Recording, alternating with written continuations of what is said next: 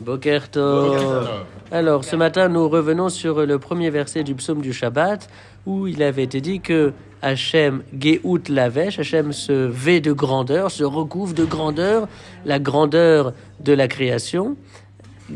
Hachem Malar Geout Lavesh, Lavesh Hachem, Hachem se vêt, s'enveloppe. Le verset l'avait répété une deuxième fois pour nous dire que Akadosh Baruch Hu avait caché sa grandeur, il avait même caché le fait d'être caché. Alors ce matin, nous proposons une nouvelle explication concernant la répétition de Lavesh Hachem, Hachem se vêt.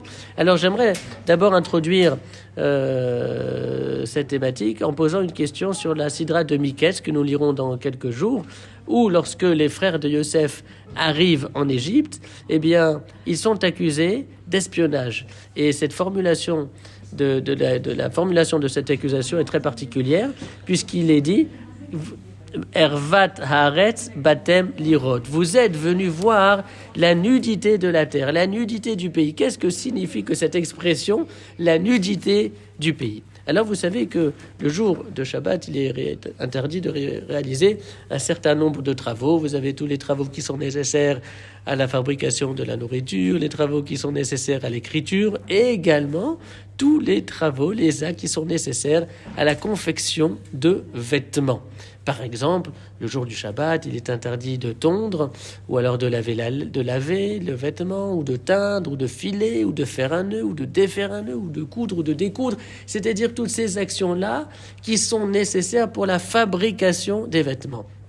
Et on peut mettre en rapport ces différentes modalités avec la création du monde célébrée par le Shabbat, puisque, comme nous le savons, le Shabbat est célébré Zecher Lemaaseh Bereshit, le Shabbat est célébré en souvenir de la création du monde. Or, dans le premier chapitre de Bereshit, où il est question de la création du monde, à un moment, il est dit, c'est Akadosh Baruch Hu qui parle et qui dit que la terre produise des végétaux, des herbes, des arbres fruitiers, etc., végétaux, déchets, Dalet, Shin, Aleph, déchets. Et sur ce mot-là, Rashi explique que le terme déchet désigne le vêtement végétal de la terre. Le le Rashi dit, Taché Ares, Titmale vedit cassé, levouch asavim. Levouch asavim, le vêtement composé par l'herbe.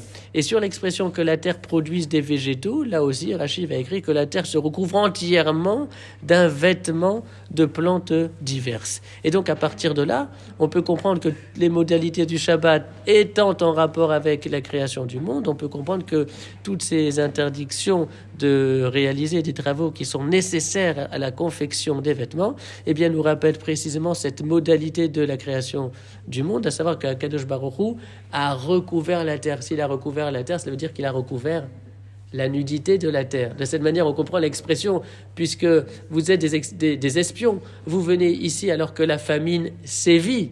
C'est-à-dire qu'il n'y a plus de pâturage, il n'y a plus d'arbres fruitiers, il n'y a plus de végétaux, il n'y a plus d'herbes. On comprend bien que les frères de Yosef sont accusés de l'irod batem, ervat ares batem l'irod. Vous êtes venus vous rendre compte de la nudité de cette terre-là qui justement n'a plus de quoi se recouvrir. En tout cas, de cette manière, on comprend que l'Avesh Hachem du psaume du vendredi renvoie également à cette modalité de la création où la terre est recouverte de végétaux, d'herbes et de plantes.